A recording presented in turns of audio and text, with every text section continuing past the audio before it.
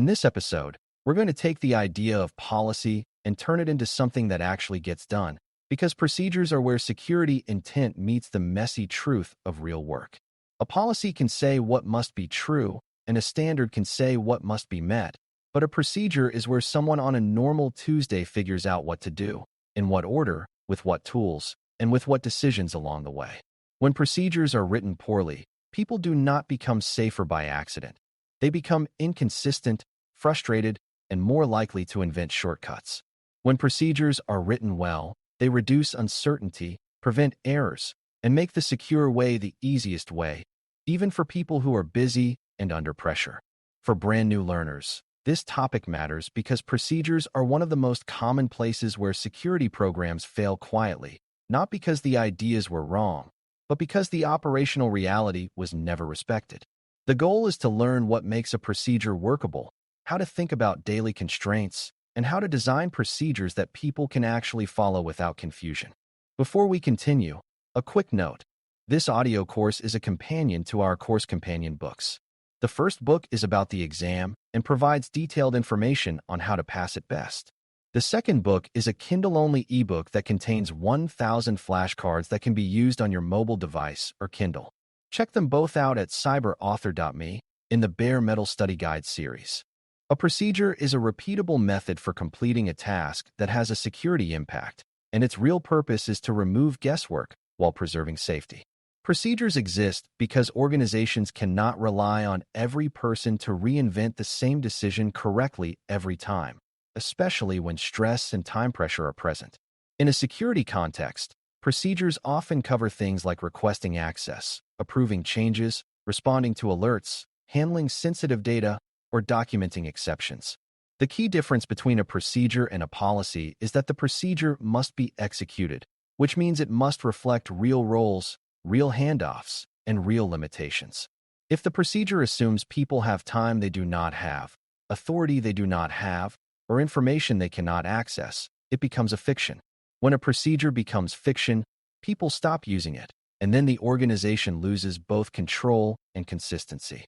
So the guiding mindset is that a procedure is not a statement of preference. It is an operational contract between the organization and the people doing the work. If the organization wants people to follow it, the organization must make it possible to follow. The first requirement of a workable procedure is clarity about the triggering event, because people need to know exactly when the procedure applies. In day-to-day realities, tasks do not arrive labeled as security tasks, and many security failures happen because people did not realize they were in a situation where a specific procedure should be used. A strong procedure makes it easy to recognize the starting point, such as when a new user needs access, when a system change could impact availability, or when an alert indicates suspicious activity. It also makes the scope clear, so people know which systems, data types, or roles are covered, and which are not. A beginner misunderstanding is thinking that more words always create more clarity, but often clarity comes from being specific rather than being long. If the procedure is too vague, different teams will interpret it differently, and the procedure will stop being repeatable. If the procedure is too narrow and misses common situations, people will bypass it because it does not match what they see in real life. Workable procedures find the middle by describing the most common triggers in plain language and by explaining the boundaries that matter. The next requirement is that the procedure must reflect real ownership, because tasks without owners become tasks that drift. In operational reality, a procedure is only as strong as the role that is responsible for carrying it through, especially when multiple teams are involved. A good procedure makes ownership explicit at each handoff, so it is clear who initiates, who approves, who executes, and who verifies. Verification is especially important because security work often fails at the last step, where everyone assumes the desired outcome occurred, but no one checks. If the procedure does not define how completion is confirmed, then completion becomes a feeling rather than a fact, and that creates risk. Ownership also needs to align with authority, meaning the person assigned to approve or decide must actually have the ability to approve or decide. If a procedure assigns approvals to people who are not available or not empowered, it will cause delays that motivate workarounds. In practice, One of the fastest ways to improve a procedure is to test whether each role in the procedure can realistically do what the procedure asks them to do on the timelines implied by the work. A procedure that works in daily life also has to account for time pressure and urgency levels, because not every situation allows the same pace. In normal operations, a careful approval path might be appropriate, but during an incident or outage, the organization may need a faster path that still protects essential controls. If the procedure ignores urgency and treats every situation the same, it creates either unsafe delays or unsafe bypasses. The better approach is to make urgency an explicit decision point, where the procedure clearly defines what changes when urgency is high and what does not change, even under pressure. For example, a procedure might allow a faster approval route during emergencies, but still require logging, verification, and post-event review because those preserve accountability and evidence. This is also where non-negotiables belong in procedures, not as moral statements, but as operational boundaries that remain true even when everything else speeds up. When urgency is handled explicitly, the procedure becomes usable in both calm and stressful moments, which increases compliance. A beginner-friendly way to think about this is that a good procedure helps people act faster safely, not slower safely. Another essential feature is that the procedure must align with how work actually flows, including the tools and communication channels people already use. Procedures often fail because they are written as if the organization is perfectly organized, when in reality teams have different schedules, different dependencies, and different ways of tracking work.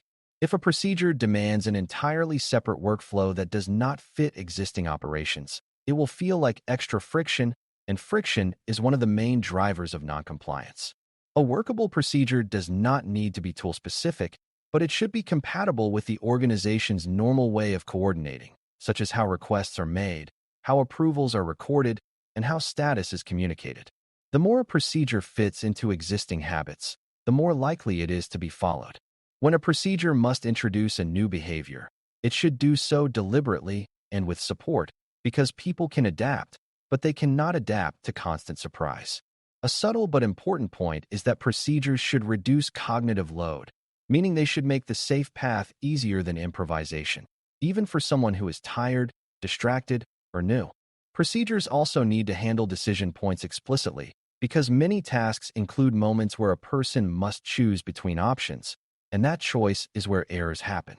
For example, a procedure might require deciding whether a request is legitimate, whether a change is within scope, or whether an event is severe enough to escalate.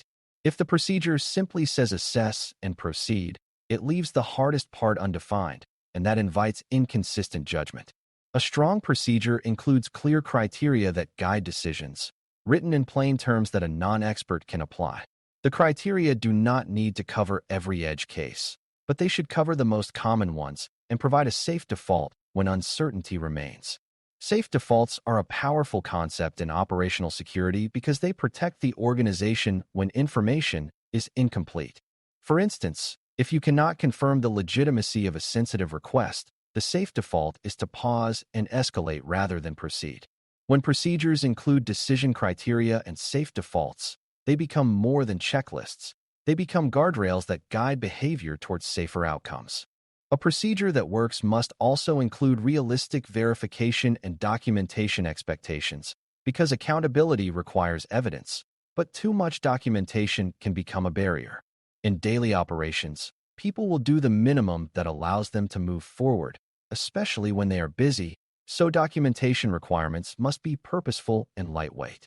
The procedure should specify what must be recorded to support auditability and learning, such as who approved, what was done, when it was done, and what verification confirmed the outcome. It should avoid requiring excessive narrative, because that invites copy and paste behavior that produces low-quality records. Verification should be framed as a safety step, not as bureaucracy, because verification protects the person doing the work as much as it protects the organization. If something goes wrong later, verification records show what was believed to be true at the time and what checks were performed. This also supports continuous improvement, because patterns of failure can be found and addressed when there is consistent evidence. In other words, documentation is not for punishment. It is for clarity, accountability, and learning, and procedures should make that purpose obvious. Beginner misunderstandings often show up when people assume procedures are meant to cover only ideal paths, but operational reality is full of exceptions and failure modes. A procedure that ignores common complications, like missing information, unavailable approvers, conflicting requests, or partial outages, will break frequently, and frequent breakage leads to informal workarounds. A workable procedure anticipates the most common failure modes and includes a safe way to proceed without inventing new rules on the fly. This does not mean turning the procedure into a giant document. It means acknowledging the most likely friction points and providing clear escalation paths. Escalation should not be framed as a last resort for incompetence. It should be framed as a normal safety mechanism when certain conditions are met. For example, if a request is high impact, ambiguous, or time-sensitive, escalation can be the correct choice, not a failure. When procedures normalize escalation, they help prevent quiet mistakes because people are less likely to hide uncertainty. That cultural effect matters as much as the technical steps, because most security incidents include moments where someone felt unsure but proceeded anyway. Procedures also need to be designed with training and onboarding in mind, because organizations constantly bring in new people who did not participate in writing the procedure. A good procedure assumes the reader is intelligent but unfamiliar, and it uses consistent language that matches the rest of the governance system. If a procedure uses terms inconsistently or assumes knowledge that beginners do not have, it creates confusion that leads to mistakes. This is why clear definitions and consistent naming across policy, standards, and procedures are so valuable. A procedure should also be testable as a learning tool, meaning a new team member should be able to walk through the logic and understand what is expected without needing a private explanation.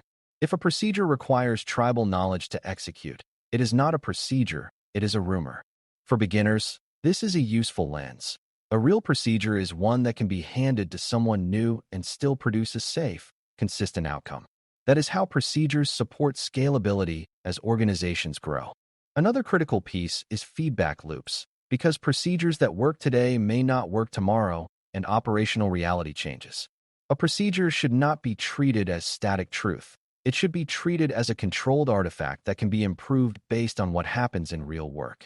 This means there should be a clear way for people to report friction, confusion, or failure, and there should be an expectation that the procedure will be reviewed and adjusted rather than quietly bypassed.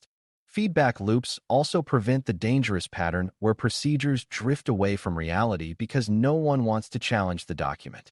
In security, that drift is particularly harmful because it creates a false sense of compliance. A procedure that people cannot follow does not produce security. It produces paperwork. When feedback loops exist, the organization can refine the procedure so it remains practical, and that increases both compliance and effectiveness. Over time, the procedure becomes a living representation of how the organization safely does the task, not a museum piece. To make procedures durable across teams and tools, you also need to be careful about the level of specificity, because too much specificity can lock the procedure to a particular tool set, while too little specificity leaves it unusable. The best balance is to describe the intent and the required checkpoints in a way that can be executed using different tooling, while still being concrete about what must be achieved. For example, instead of requiring a specific platform, the procedure can require that requests be recorded, approvals be captured, execution be performed by an authorized role, and verification be documented. That makes the procedure portable across environments while preserving accountability. This also reduces rework when tooling changes, because the procedure does not need to be rewritten entirely, only mapped to new operational methods. Beginners sometimes think portability is just a nice design feature, but it is actually a security feature because it reduces the chance that governance collapses during transitions.